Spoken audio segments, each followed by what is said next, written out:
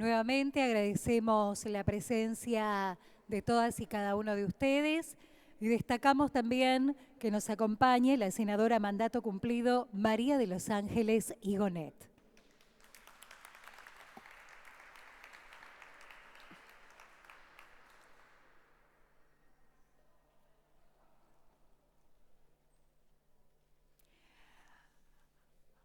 Continuamos con el siguiente panel en la presentación del Código Civil y Comercial, Nuevos Derechos para las Mujeres, Valoración del Trabajo Doméstico, en el marco del Seminario de Formación de Delegadas y Delegados Sindicales como una actividad en aporte al reconocimiento de los derechos por el Día Internacional de la Mujer.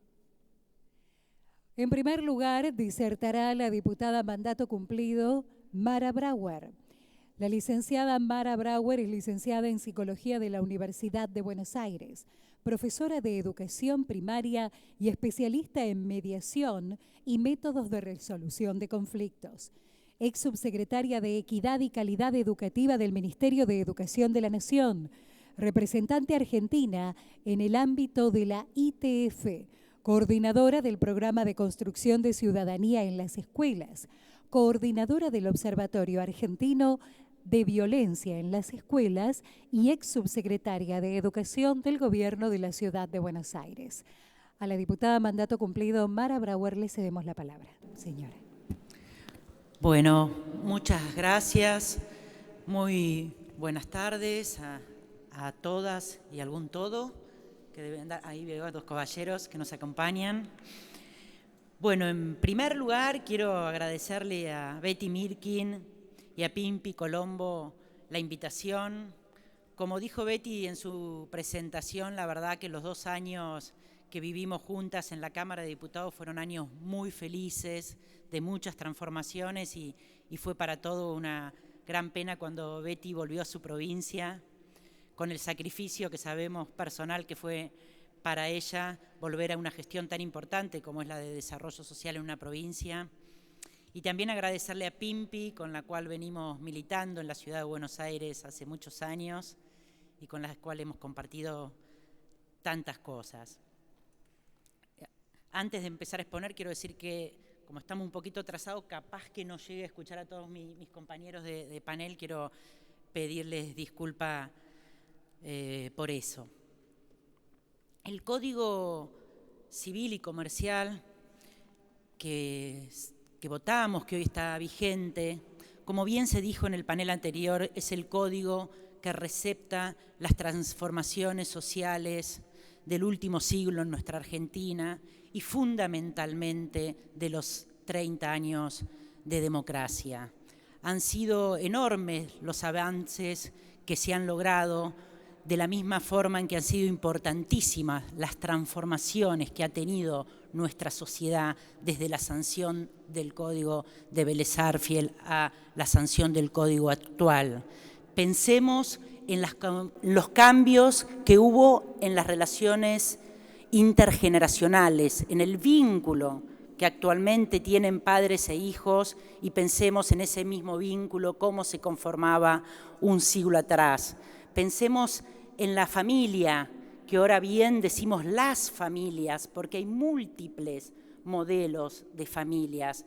Sin embargo, años atrás había un único modelo de familia, y aquellas personas que no cumplían con ese mandato de modelo de familia única eran estigmatizadas, eran separadas, eran muchas veces hasta penalizadas por la sociedad. También ha cambiado en nuestra sociedad los modos de filiación. Este código, por ejemplo, recepta una tercera fuente de filiación. Históricamente nosotros conocemos la filiación por gestación, la filiación por adopción, y ahora existe este código, recepta una tercera fuente de filiación, que es la filiación producto de las técnicas de reproducción humana asistida, cosa que un siglo atrás no podíamos soñar con que un código iba a decir que un chico es hijo de aquellas personas, hombres o mujeres, o dos varones, que tomaron la decisión de sumar a su familia a este niño y llevar adelante las técnicas de fertilización y no de aquellos que ponen el material genético para que este niño nazca. Entonces el código recepta las modificaciones que se fueron dando en los vínculos en nuestra sociedad, porque el Código Civil justamente lo que hace es regular las relaciones entre las personas, sea personas físicas o personas jurídicas. Yo en esta exposición, voy a poner el acento en cómo un código no solamente recepta los cambios en la sociedad, sino que genera nuevas subjetividades, nuevas posiciones subjetivas de cada uno de los sujetos, ¿sí? El ser humano en sociedad, que justamente vivir en sociedad, vivir en la cultura, significa respetar las normas para pertenecer a esa cultura, según las normas que tiene que respetar, según las normas que tiene que cumplir, constituye su subjetividad. Por eso podemos decir claramente que cualquier código, y este código en particular, tiene un fuerte componente educativo. ¿Cómo lo podemos ver a esto? Ejemplos de esto. Se comentaba acá el tema del apellido, ¿sí? Nosotros decimos, y lo venimos diciendo hace muchos años, todas las que militamos en el movimiento de mujeres, que vivimos en una sociedad patriarcal, es decir, una sociedad donde el patriarca, el hombre, es el que conduce en derecho de familia. Hasta este nuevo código se decía la patria potestad, ¿sí? Del patriarca, la potestad del patriarca. Entonces, siempre dijimos, vivimos en una sociedad patriarcal. Ahora, esta sociedad patriarcal no es producto de una serie de regulaciones que llevaron a que esta sociedad sea así. Pensemos que en el primer código, en el código comercial, no en el código civil, las mujeres en los primeros códigos no eran dueñas de disponer de sus bienes, ¿sí? Los bienes que producía la mujer casada eran administradas por el hombre. Por lo tanto, cuando nosotros hablábamos de la sujeción de la mujer sobre el hombre y de la violencia que el hombre puede ejercitar sobre la mujer justamente por considerarla de su propiedad, no es solamente psicología, es producto de las normas que decían que esa mujer, por ejemplo, no podía tomar decisiones políticas, por eso no votaba, por más que ganara plata no podía disponer de su plata, de su dinero. Eso es lo que constituía el poder del hombre sobre la mujer. Por eso no estamos nunca de acuerdo con estos discursos voluntaristas, está en esa posición porque quiere. No, porque el sujeto está sujetado a las normas y a las subjetividades que esas normas constituyen. Entonces pensemos en nosotros, en nuestra generación, en nosotras. ¿Quién de nosotras conoció el apellido materno de sus compañeros de escuela? Las mujeres, nuestro apellido se perdía en el momento del matrimonio, se perdía. Entonces, entre comillas, era lógico. A mí me ha pasado, si te llamabas Pérez, vaya y pase, pero un Mirkin, Brauer, apellido, o sea, toda la familia decíamos que nazca un varón, porque si no se pierde el apellido, porque las mujeres no podíamos darle a nuestra descendencia nuestro apellido. ¿Y eso qué decía? Decía que nuestro apellido no tenía valor, que el único apellido que tiene valor es el apellido del hombre. Por lo tanto, en esos niños que se forman en la primaria, en el jardín de infantes, ya se están educando con que el apellido de la madre, la historia de la madre, los ancestros de la madre, no tienen valor, porque el casamiento te quita tu apellido. Entonces, la importancia de que ahora se puedan usar los dos apellidos en un orden indistinto, porque una solución intermedia hubiera sido que se adjunte, como es en España, por ejemplo, el apellido de la mujer como segundo, pero estábamos en la misma, porque entonces tiene como segundo apellido tu hijo, pero ya las otras generaciones se vuelve a perder. Entonces las nuevas generaciones que se eduquen en que, bueno, una familia puede decir, los dos apellidos valen igual, y la familia elige cuál es el apellido. Y si la familia no se pone de acuerdo, va a sorteo. Por supuesto que todos los hijos que tenga ese matrimonio o esa unión convivencial tienen que tener el mismo apellido, porque no podemos que en una familia un hermano tenga distinto apellido al otro. Pero es sumamente transformador este cambio, de la misma forma que el de, ¿sí? El de sabemos que es una posesión, es un pronombre posesivo. Entonces, en el código original era obligación que la mujer se ponga el de, ¿sí? So pena de ser acusada y culpable de divorcio si no se ponía el de. Bueno, años después, no me acuerdo las fechas, esto se modifica y el de, creo que al principio de la democracia, el de pasa a ser opcional, que la mujer se lo puede poner o no, pero nunca un hombre se podía poner el de la mujer. Yo elegiría no poner ningún de nadie, pero el que quiere ser de alguien, porque le gusta simbólicamente, digo, el tema del respeto a la veracidad, es que pueda el varón ser de la mujer o la mujer del apellido del hombre. Esto es igualitario y es educativo, porque constituye subjetividades distintas. De la misma, y por supuesto, y esta subjetividad distinta apunta a lo igualitario, y como la desigualdad está dada históricamente en relación a las mujeres, son beneficios hacia las mujeres de este nuevo código. Después, un tema que me parece importantísimo es también un tema que, bueno, después ustedes van a desarrollar, que es el tema de la compensación económica, ¿no? Yo no lo voy a desarrollar, pero tiene que ver que cuando un matrimonio se separa o una unión convivencial se separa, el juez determina una compensación económica para aquel miembro de la familia que haya visto perjudicada su situación económica producto de esa separación. Pero más interesante que esto, a mí me parece, el artículo 660, que habla del valor económico de las tareas del hogar de un progenitor. A ver, nosotras sabemos que las mujeres, y acá se dijo bien, trabajamos mucho más que los hombres en el hogar. Hay estadísticas que dicen que las mujeres aproximadamente trabajan, creo que 35 horas semanales, aparte de sus 40 horas en el trabajo, como promedio 35 horas semanales en las tareas del hogar y los hombres solo 15. Ese trabajo, que es un trabajo no rentado y que hombres y mujeres tenemos que tener el derecho de poder elegirlo, ¿sí? El derecho de poder elegirlo, porque también no nos pueden imponer que si uno quiere hacerse cargo de hombre o mujer hacerse cargo full time de la crianza de los hijos, no lo puede hacer, pero el Estado lo tiene que proteger. Entonces, ¿qué dice el artículo 660?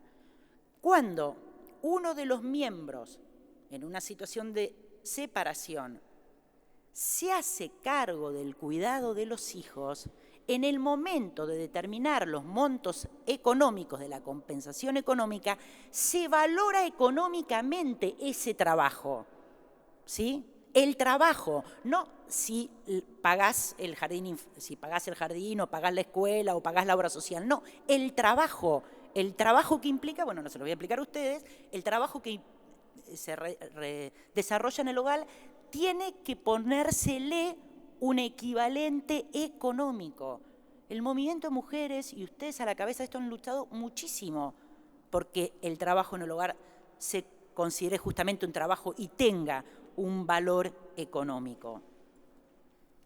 Otro de los temas importantísimos de este código tiene que ver con lo que los medios quisieron instalar como el divorcio exprés, ¿sí?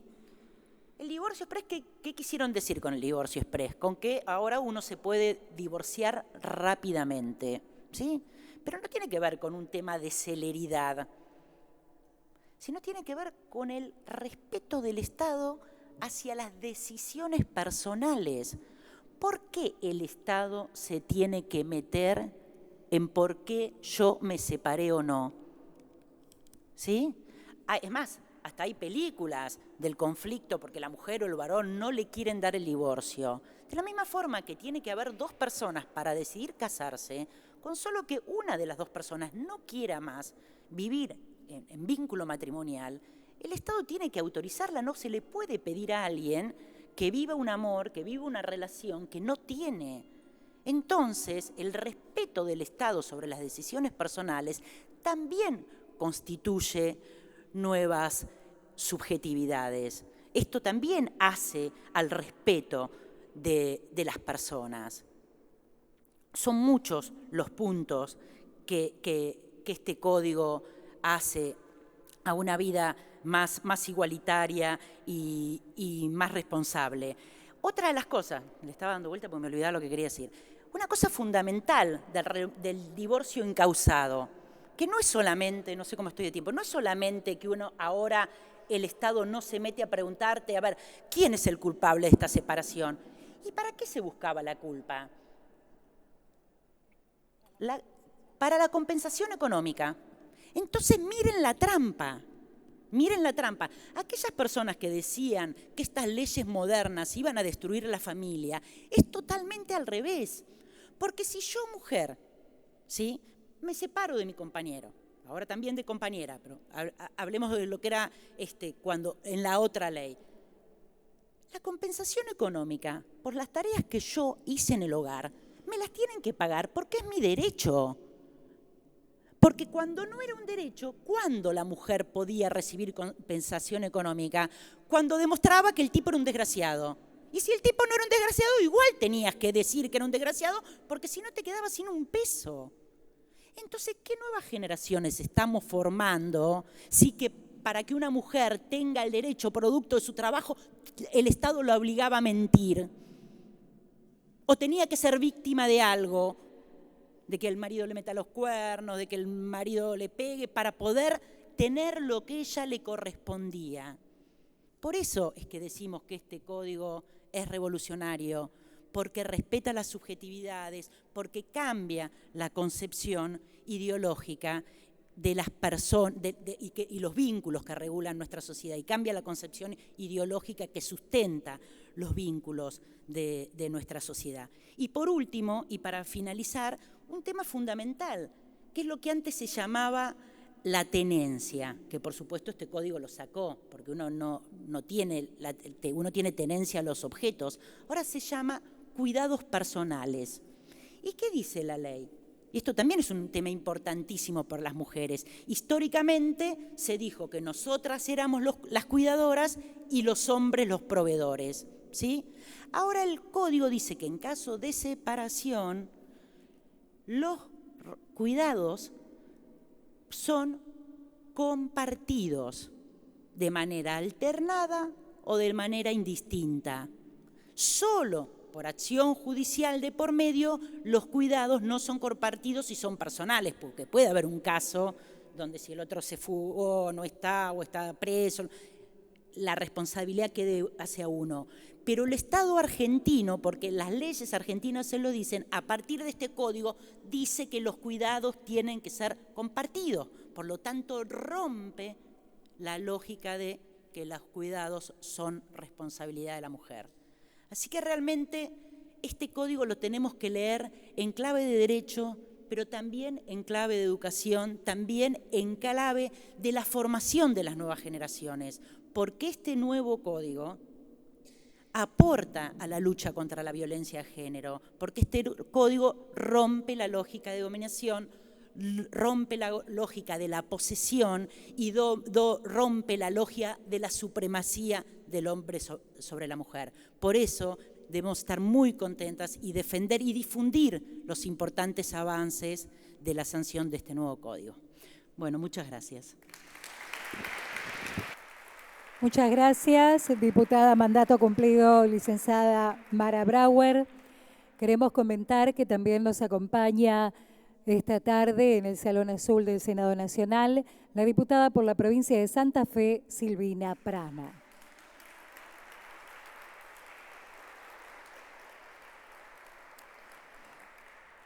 En el desarrollo de este panel de las organizaciones sindicales para el pleno ejercicio de los derechos, a continuación disertará la doctora Matilde Visido Cadario sobre el tema uniones convivenciales, régimen patrimonial, igualdad de derecho en proyectos de vida común basados en la cooperación. La doctora Matilde Visidio Cadario es abogada egresada de la Universidad Nacional de Tucumán, especialista en Derecho de Familia, especialista en Derecho del Trabajo y Seguridad Social, miembro de la Asociación de Abogados de Tucumán y apoderada de SACRA de esa provincia. Doctora, le cedemos la palabra.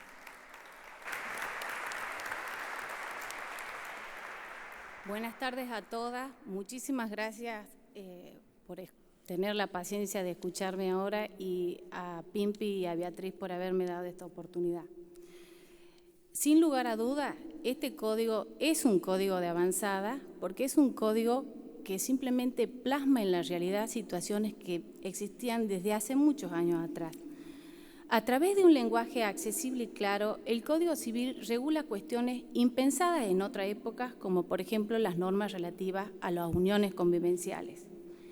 El Código Civil simplemente vino a arreglar una realidad existente ya hace muchos años, porque cuando se hizo el censo del Bicentenario en el año 2010, se demostró estadísticamente que desde el último censo que se había realizado en el año 1991 hubo un crecimiento en las uniones convivenciales, es decir, en este tipo de familia no formal y sin papeles, de un 38,8% y un decrecimiento en las uniones matrimoniales de un 21%. O sea que no es un código que trae relaciones inventadas, trae relaciones existentes que no tenían respaldo jurídico, las uniones convivenciales no tenían, las parejas que la formaban no tenían derecho ni tenían obligaciones, por lo tanto estaban totalmente excluidas jurídicamente y discriminadas.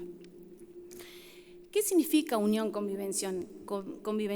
En primer lugar, la palabra convivencial no está traída de los pelos, sino está puesta específicamente porque el lenguaje no es neutro. La palabra concubinato era una palabra en un sentido muy peyorativo, entonces el código ha tenido cuidado en el lenguaje, no solamente en la claridad, sino en qué palabras se utilizan. Es un código que tiene acceso hacia cualquier persona que no sea necesariamente un jurista cuando la lee para entenderlo.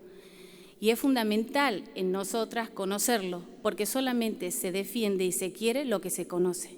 Entonces, cada una de las que estamos acá tenemos la obligación de ser campana que repica y transmite a todas nuestras otras compañeras cuáles son nuestros nuevos derechos y, por supuesto, las obligaciones que como ama de casa la conocemos hace años María Castaño, como diría mi abuela, pero los derechos no los teníamos nunca. La unión convivencial es una unidad familiar que supone compartir la vida en pareja desde el afecto, con independencia de la orientación sexual de sus integrantes, porque este código es un código de avanzada, porque incluso consagra el matrimonio igualitario. Una de las principales novedades del Código Civil en materia de relaciones de familia se refiere a la regulación integral de esta forma de nueva organización familiar. La unión convivencial que tiene dos elementos que la tipifican. Unión, que refleja un proyecto en común de pareja, obviamente siempre unido por el afecto, y convivencial, pero que a su vez esta relación de familia se distingue de las otras relaciones afectivas, porque, por ejemplo, yo puedo tener convivencia, estar en un departamento, que nos juntemos 2 o 3 amigas, pero no es necesariamente por un proyecto de vida, de afecto en común, sino simplemente por razones de economía, porque tenemos que estudiar juntas y a lo mejor no nos da el bolsillo porque cada una paguemos nuestro propio departamento. Muchas veces también pasa por relaciones, digamos, de familia. Yo vengo de Tucumán, quiero estudiar algo en Buenos Aires, no puedo costearme sola, entonces me voy a vivir con una tía, pero no significa que eso estemos en presencia de una unión convivencial. Entonces eso hay que tener bien en claro cuáles son los dos elementos que tipifican este tipo de relación reglada por el nuevo Código Civil. El Código Civil nos habla de las relaciones de familia en el libro segundo, en el título tercero, donde específicamente se refiere a las uniones convivenciales. En el artículo 509 nos caracteriza la unión convivencial y nos dice: unión basada en relaciones afectivas de carácter singular, pública, notoria, estable y permanente de dos personas que comparten un proyecto de vida común, sean del mismo o diferente sexo. Es muy importante acá tener en claro este artículo porque es lo que nos da los caracteres de la unión convivencial. En primer lugar, que tienen que ser dos personas, que tengan un proyecto en común y sobre todo el tema de que sea una relación pública y notoria. No podemos hablar de unión convivencial en relaciones clandestinas o en meras relaciones de noviazgos pasajeras. Por eso nos da el carácter de permanente. Asimismo, el Código establece, entre otras cosas, que las personas que lleven a cabo esta unidad convivencial tienen que ser mayores de edad, no tienen que ser parientes, tienen que mantener una convivencia mínima. O sea, el Código siempre da el piso mínimo sobre el cual nosotros debemos girar. Mínima de 2 años. A partir de ahí, yo ya puedo hablar de una unión convivencial. Otra figura nueva en nuestros derechos es la registración de esta unión convivencial. Todas dirán, ¿pero cómo? ¿A dónde lo registramos? Así como el matrimonio se inscribe en el registro civil a través de las actas matrimoniales, el Código establece la registración de las uniones convivenciales en las oficinas que se crearán en los distintos registros, en las jurisdicciones de cada provincia, específicamente para eso. Lo cual no implica que no exista una unión convivencial si yo no inscribo esa relación convivencial, porque la convivencia admite todo tipo de pruebas, simplemente que el Código da la oportunidad de que se la registre como el matrimonio común y corriente. En cuanto a la autonomía de la voluntad, nadie duda que este código es un código de avanzada donde consagra la autonomía de la voluntad. Pero esa autonomía de la voluntad siempre se va a ver limitada en cuanto a que no pueden afectar derechos fundamentales de cualquiera de las partes, no puede ir en contra de normas de orden público. Otra novedad del código es que nos habla de los pactos de convivencia, que esto es importante porque es en los pactos donde las partes van a establecer respecto de los bienes, todo lo que haga al funcionamiento de la unidad, de la unión de convivencia en general. En cuanto a las relaciones patrimoniales, nos dice claramente que si nosotros no hemos establecido en un pacto qué va a pasar con nuestros bienes, cada integrante de la pareja va a ejercer libremente las facultades de administración y de disposición de esos bienes, de los cuales sea titular. Pero esa disposición va a estar restringida. ¿Por qué? Va a estar restringida porque el código es un código proteccionista hacia la familia. Se va a proteger el bien de inmueble donde estuvo el último hogar del conviviente y los distintos muebles que hacen al funcionamiento de la casa. Muchas veces lo hemos visto yo en el estudio a lo largo de todos estos años, donde la unión convivencial, sobre todo en el interior, en el campo de donde yo provengo, yo soy del interior de Tucumán, de 80 kilómetros, normalmente la gente vive en uniones convivenciales, o como diríamos en la jerga nuestra, viven amichados. En ese caso, ¿qué pasa? Por ahí, normalmente la mujer se quedaba siempre a hacer los quehaceres domésticos de la casa y era el hombre el que se iba. Y un día el hombre se raya y la corre de la casa, o cuando llega a la casa la pobre mujer, el hombre le sacó la heladera, la cocina, le sacó todo. El Código Civil protege absolutamente todo ahora. Por eso es muy importante conocer todo esto, porque tenemos que defenderlo. Ya no es que te tenés que ir de la casa porque la casa es mía. No, señor, la casa será tuya, pero acá ha sido el hogar de la familia durante años. Entonces hay que conocerlo porque tiene muchos derechos para nosotras. Otra parte muy importante es en cuanto a la disposición de los bienes. La persona, ninguno de los convivientes puede, sin el asentimiento del otro, disponer de los derechos sobre la vivienda, ni de los muebles indispensables de esta, ni transportarlos fuera de la vivienda. En el caso de que no se pongan de acuerdo, es el juez el que va a autorizar la disposición o la autorización de que se trasladen estos muebles, pero siempre va a tener en cuenta el interés familiar. Lo que sí es muy importante en este código es que establece plazos muy cortos. porque el transcurso del tiempo en el derecho nos hace ganar o nos hace perder. Si nosotros no ejercemos nuestro derecho en los plazos establecidos por la ley, lo perdemos. Y en ese caso el Código Civil es muy claro. Dice que cuando no media autorización en la disposición de la vivienda o de los muebles, el que no ha dado su asentimiento puede demandar la nulidad del acto del que lo hubiera dispuesto dentro de los 6 meses de haber tomado conocimiento de esa situación. 6 meses es un plazo corto, por eso hay que estar bien atento, siempre y cuando, por supuesto, dure la convivencia. Y en cuanto a la vivienda familiar, no puede ser ejecutada por deudas contraídas después del inicio de la convivencia, excepto que hayan sido contraídas por ambos convivientes o por uno de ellos con el asentimiento del otro, que muchas veces pasa. Che, María, ¿qué tal si compramos un auto en común? Bueno, lo compremos. Ahí estamos los dos asintiendo, los dos estamos contrayendo la deuda. Entonces, en ese caso, yo no podía pedirle a su señoría anule porque no, ahí han sido los dos. Entonces, hay que tener siempre en claro cuáles son las distintas situaciones en las que nos favorece y cuáles no. Y sobre todo el tema del plazo.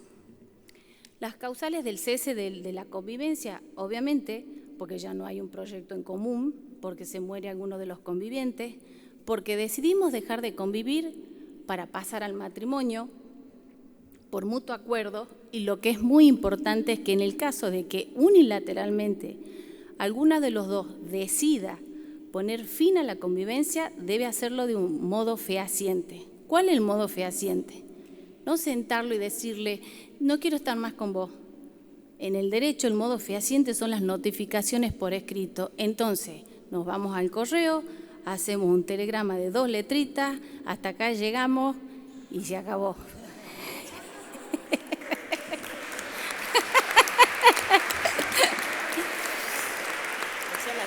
Sí. Sí, no quiero más. O por WhatsApp también, por supuesto, ahora está la tecnología. Y también acá en las uniones convivenciales el código habla de la compensación económica, que yo creo que en las uniones convivenciales donde por ahí quizás tengan más fuerza para nosotras, porque cuando hay un matrimonio existen que todo lo que se compra es ganancial. En las uniones convivenciales muchas veces pasa que la María junta unos pesitos o hereda una porción de la casa de la tía y es tan buena que viene el marido y le dice, negra, dámela, préstamela que yo compro para los dos. Y después se entera que el negro compró, pero para otro, pero no para ella. Entonces, este código nos da la posibilidad de que nosotros probemos todo esto, que antes no teníamos cómo.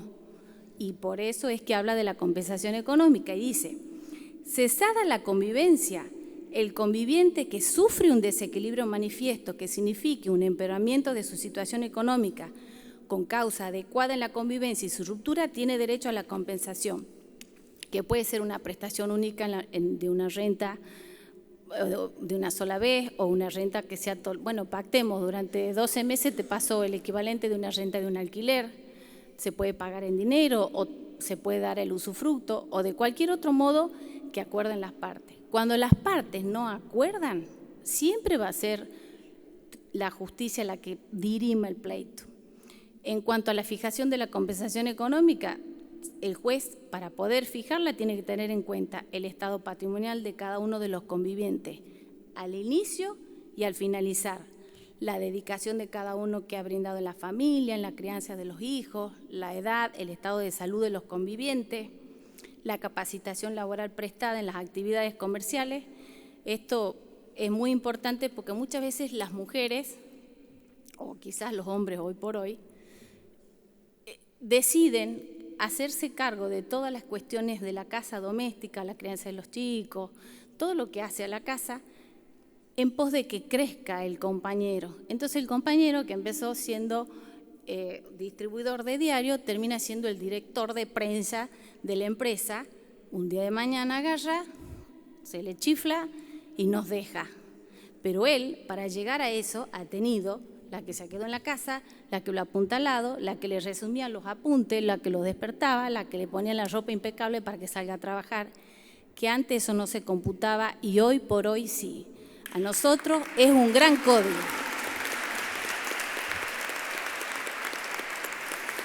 Yo creo que este código, si viviera mi abuela, diría: hija mía, detrás de todo gran hombre hay una gran mujer, y yo creo que este código lo reconoce, por eso trae todos los derechos reconocidos de la compensación, del acompañamiento y demás.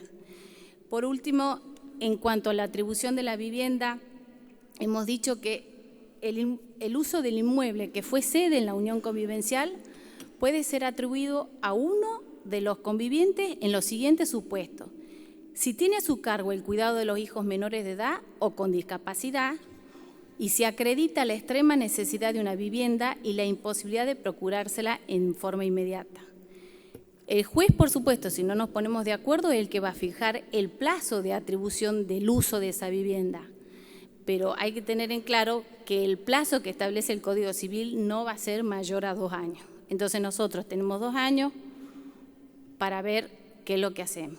Siempre el juez va a intervenir cuando las partes no estén de acuerdo. Entonces hay que tratar de buscar puntos de encuentro y no de desencuentro, porque yo siempre digo que el proyecto de pareja se termina, pero el proyecto de madre o padre no. Eso es hasta el final. Los hijos no eligen qué padre o madre les va a tocar. Entonces no lo hagamos más desgraciado y tratemos de buscar puntos de encuentro en pos de una familia más feliz para todos. Muchas gracias por todo. Muchas gracias, doctora Matilde Visido Cadario. La siguiente exposición estará a cargo del doctor Víctor Moncada, que disertará sobre relaciones de consumo.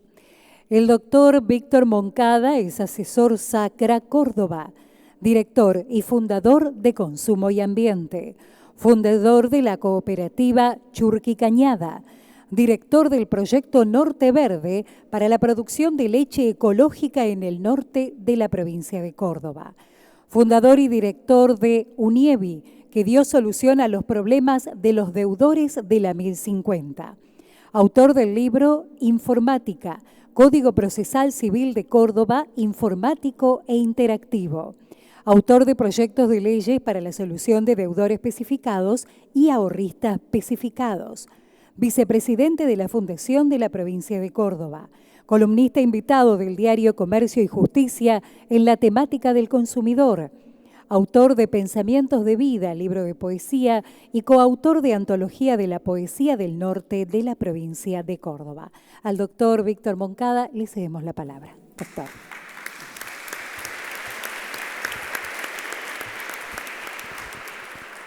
Buenas tardes a todos. Ante todo, gracias a Pimpi y a Betty por haberme invitado y gracias a todos ustedes por estar presentes. Y cuando Pimpi me dijo ahora en febrero, tenés que volver a hablar sobre el tema del derecho del consumidor, relaciones de consumo, era distinta la problemática que teníamos cuando habíamos empezado a organizar esta jornada. Entonces se me dio una ebullición y digo, tengo que buscar una temática que nos ayude en este momento, porque los precios se han disparado y los consumidores estamos pintados.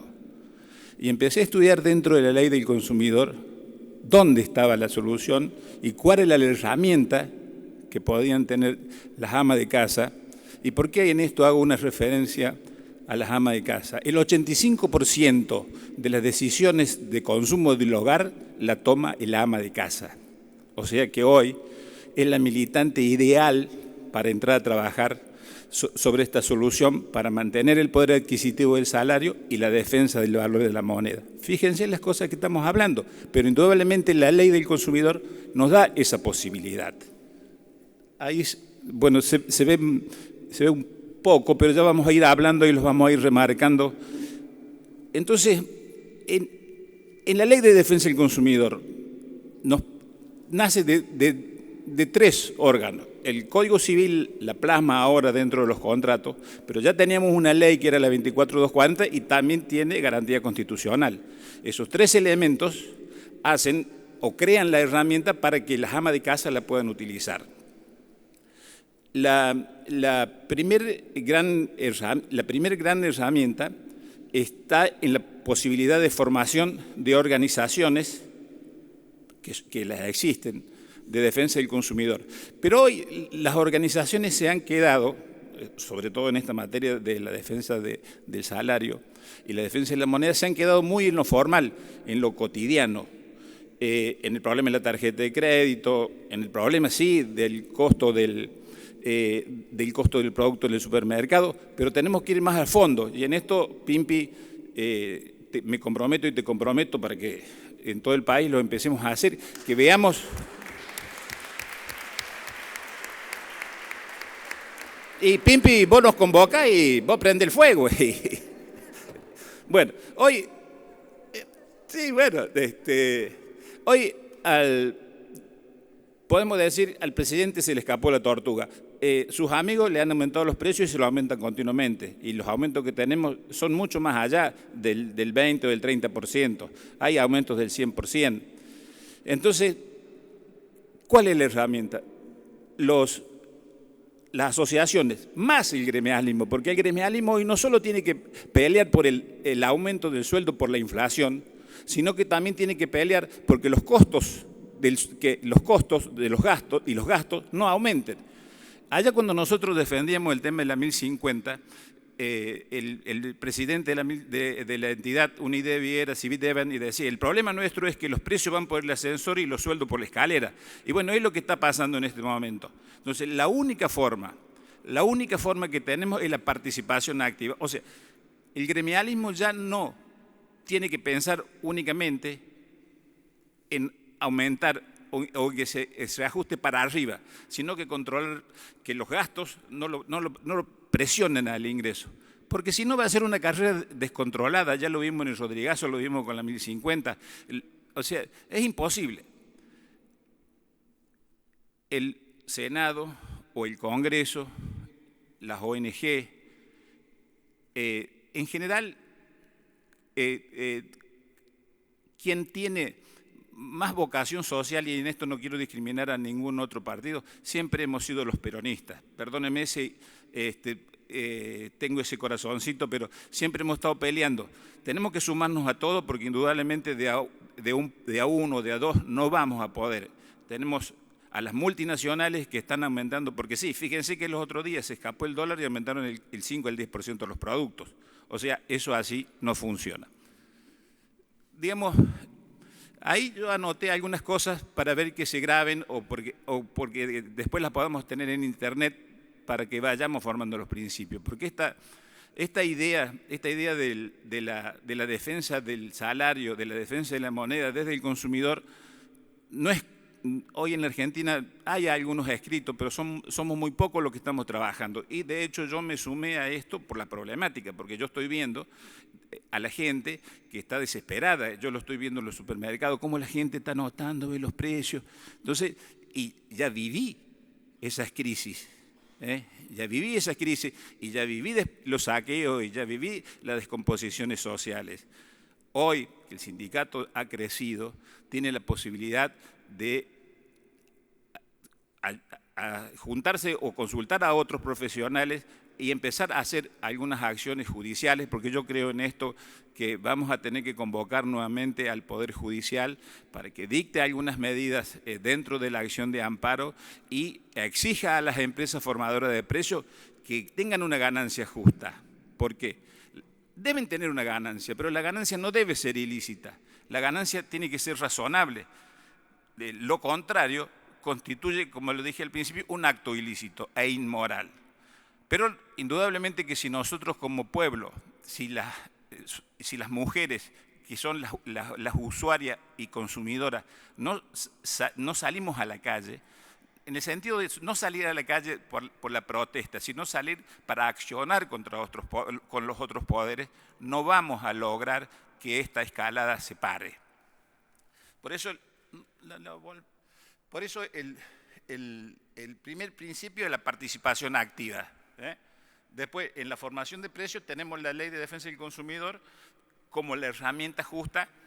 Y de la ley, ¿por qué remarco la ley? Porque la Ley de Defensa del Consumidor trata lo general, que es la relación de consumo, y ha penetrado en todo el Código Civil, porque ya no hay más contratos, a pesar de que los civilistas lo sigan peleando, del derecho civil. Los contratos en general son de derecho del consumo.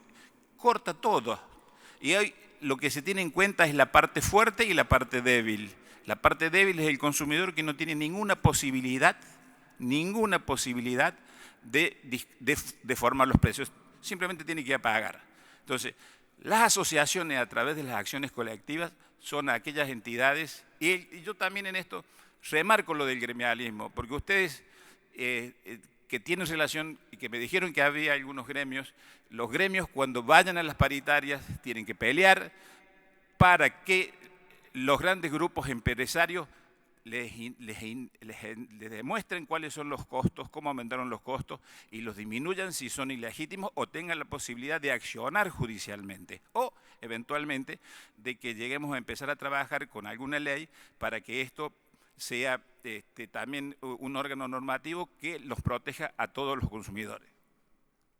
Bueno, y la equidad en el trato está relacionado con la ganancia justa y lo que yo les decía al principio, nosotros si peleamos únicamente por el salario según la información y no luchamos por la parte de abajo con los costos, es imposible.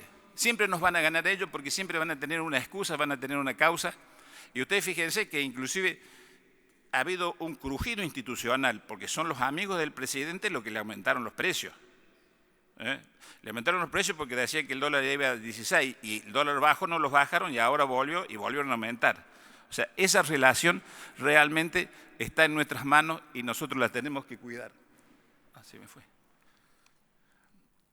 Se me fue justo el ayudante.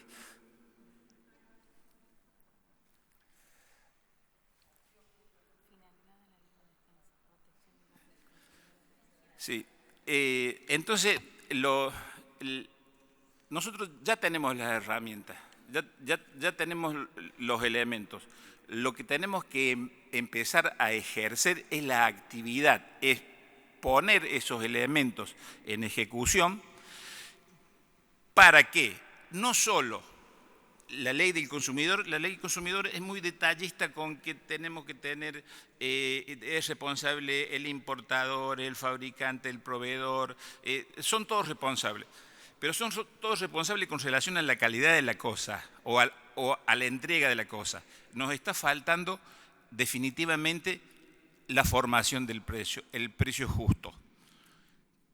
Por eso, nosotros como sindicato y hoy en el año 2016 tenemos a Pimpi y a Betty, a las dos ahí, para que empecemos a trabajar no, vos Pimpi vas a ser la ejecutora, para que empecemos a trabajar en este proyecto y definitivamente convoquemos a todo el gremialismo a trabajar por la formación de los precios justos, una forma de que nuestros salarios van a ser siempre dignos y nos van a permitir un desarrollo social y económico y la grandeza del pueblo que hace a la grandeza de la nación, nada más.